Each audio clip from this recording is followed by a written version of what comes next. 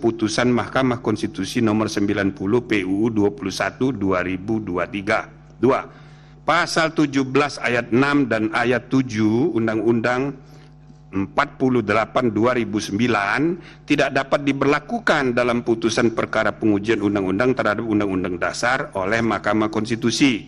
3. Dalil yang memadankan putusan DKPP terkait dengan keputusan KPU dengan putusan Majelis Kehormatan Mahkamah Konstitusi terkait putusan perkara pengujian undang-undang tidak tepat. 4. Majelis Kehormatan tidak menemukan cukup bukti untuk dapat menyatakan hakim terlapor memerintahkan adanya pelanggaran prosedur dalam proses pembatalan pencabutan permohonan perkara nomor 90 PUU 21 2023. Majelis Kehormatan nomor 5. Majelis Kehormatan tidak menemukan bukti hakim terlapor telah berbohong terkait alasan ketidakhadiran dalam RPH pengambilan putusan perkara nomor 29 dan seterusnya, 51 dan seterusnya, dan 55 dan seterusnya, melainkan hakim terlapor justru tidak merasa adanya benturan kepentingan yang nyata. 6. Hakim terlapor tidak mengundurkan diri dari proses pemeriksaan dan pengambilan putusan nomor 90 PUU 21 2023 terbukti melanggar Sabta Karsa Utama, prinsip ketidakberpihakan, penerapan angka 5 huruf B dan prinsip integritas penerapan angka 2. Majelis Kehormatan tidak menemukan cukup bukti berkenaan dengan motif penundaan pembentukan MK permanen sehingga patut dikesampingkan. 8. Hakim terlapor sebagai ketua Mahkamah Konstitusi terbukti tidak menjalankan fungsi kepemimpinan judicial leadership secara optimal sehingga melanggar Sabta Karsa Utama, prinsip kecakapan dan kesetaraan, penerapan angka 5. 9. Hakim terlapor terbukti dengan sengaja membuka ruang intervensi pihak luar dalam proses pengambilan keputusan nomor 90 PU 21 2023 sehingga melanggar Sabta Karsa Utama, prinsip independensi, penerapan angka 1, 2, dan 3. 10. Ceramah hakim terlapor mengenai kepemimpinan usia muda di Universitas Islam Sultan Agung Semarang berkaitan erat dengan substansi perkara menyangkut syarat usia capres dan cawapres sehingga terbukti melanggar Sabta Karsa Utama, prinsip ketidakberpihakan, penerapan angka 4. 11. Hakim terlapor dan seluruh hakim konstitusi terbukti tidak dapat menjaga keterangan atau informasi rahasia dalam rapat permusyawaratan hakim yang bersifat tertutup sehingga melanggar prinsip kepantasan dan kesopanan, penerapan angka 9. 12. Permintaan pelapor BEM Unusia agar tidak mengikut sertakan hakim terlapor dalam pemeriksaan perkara nomor 141 PUU 21 2023 dapat dibenarkan. Nah, itu perkaranya sudah diregistrasi, maka akan disidang dan permintaan BEM Unusia dapat dibenarkan. 13. Hakim terlapor tidak diperkenankan untuk terlibat atau melibatkan diri dalam pemeriksaan dan pengambilan keputusan dalam perkara perselisihan hasil pemilihan presiden dan wakil presiden, pemilihan anggota DPR, DPD, dan DPRD, serta pemilihan gubernur, bupati, dan wali kota yang memiliki potensi timbulnya benturan kepentingan.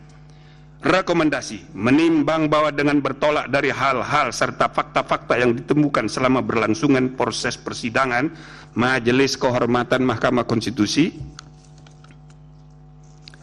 memandang penting merekomendasikan hal-hal berikut. 1. Hakim konstitusi tidak boleh membiarkan kebiasaan praktek saling pengaruh-mempengaruhi antar hakim dalam menentukan sikap, dalam memeriksa, mengadili, dan memutus suatu perkara yang menyebabkan independensi tiap hakim sebagai 9 pilar tegaknya konstitusi menjadi tidak kokoh dan pada gilirannya membuka peluang untuk terjadinya pelemahan terhadap independensi struktural kekuasaan kehakiman Mahkamah Konstitusi secara kelembagaan. 2.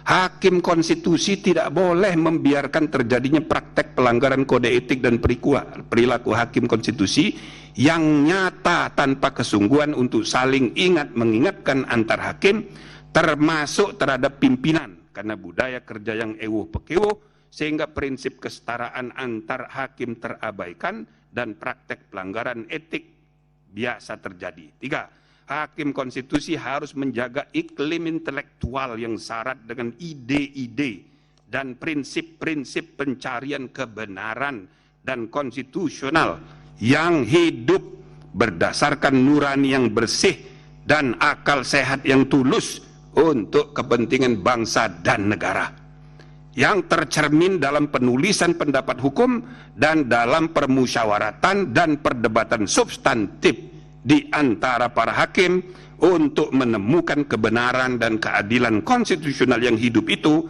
sebagaimana mestinya. 4. Hakim konstitusi secara sendiri-sendiri dan bersama-sama harus memiliki tanggung jawab hukum dan moral untuk menjaga agar informasi rahasia yang dibahas dalam rapat permusyawaratan hakim tidak bocor keluar. 5. Majelis Kehormatan merekomendasikan agar diadakan revisi Peraturan Mahkamah Konstitusi nomor 1 tahun 2003 tentang Majelis Kehormatan Mahkamah Konstitusi, terutama dengan meniadakan mekanisme Majelis Kehormatan Banding, atau bila mana dinilai sangat diperlukan maka sebaiknya diatur dalam undang-undang, bukan diatur sendiri oleh Mahkamah Konstitusi. Nah, sebelum saya amar itu namanya jeruk makan jeruk, ya kan? Nah, tapi itu jeruk makan jeruk tidak masuk di putusan. Nah, yang terakhir, amar putusan. Mengingat Undang-Undang Nomor 24 Tahun 2003 tentang Mahkamah Konstitusi yang telah diubah terakhir dengan Undang-Undang Nomor 7 Tahun 2020 tentang perubahan ketiga atas Undang-Undang Nomor 24 Tahun 2003 tentang Mahkamah Konstitusi dan Peraturan Mahkamah Konstitusi Nomor 1 Tahun 2023 tentang Majelis Kehormatan Mahkamah Konstitusi menyatakan hakim terlapor terbukti melakukan pelanggaran berat terhadap kode etik dan perilaku hakim konstitusi sebagaimana tertuang dalam Sabta Karsa Utama, prinsip ketidakberpihakan, prinsip integritas, prinsip kecakapan dan kesetaraan, prinsip independensi, dan prinsip kepantasan dan kesopanan. 2. Menjatuhkan sanksi pemberhentian dari jabatan Ketua Mahkamah Konstitusi kepada hakim terlapor. 3. Memerintahkan Wakil Ketua Mahkamah Konstitusi untuk dalam waktu 2 kali 24 jam sejak putusan ini selesai diucapkan memimpin penyelenggaraan pemilihan pimpinan yang baru sesuai dengan peraturan perundang-undangan. 4. Hakim terlapor tidak berhak untuk mencalonkan diri atau dicalonkan sebagai pimpinan Mahkamah Konstitusi sampai masa jabatan hakim terlapor sebagai hakim konstitusi berakhir. 5. Hakim terlapor tidak diperkenankan terlibat atau melibatkan diri dalam pemeriksaan dan pengambilan keputusan dalam perkara perselisihan hasil pemilihan presiden dan wakil presiden, pemilihan anggota DPR, DPD, dan DPRD, serta pemilihan gubernur, bupati, dan wali kota yang memiliki potensi timbulnya benturan kepentingan.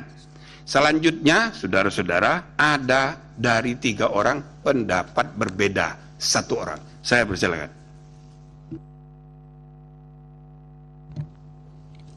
Terima kasih. Kedua, terhadap putusan sanksi oleh Majelis Kehormatan terhadap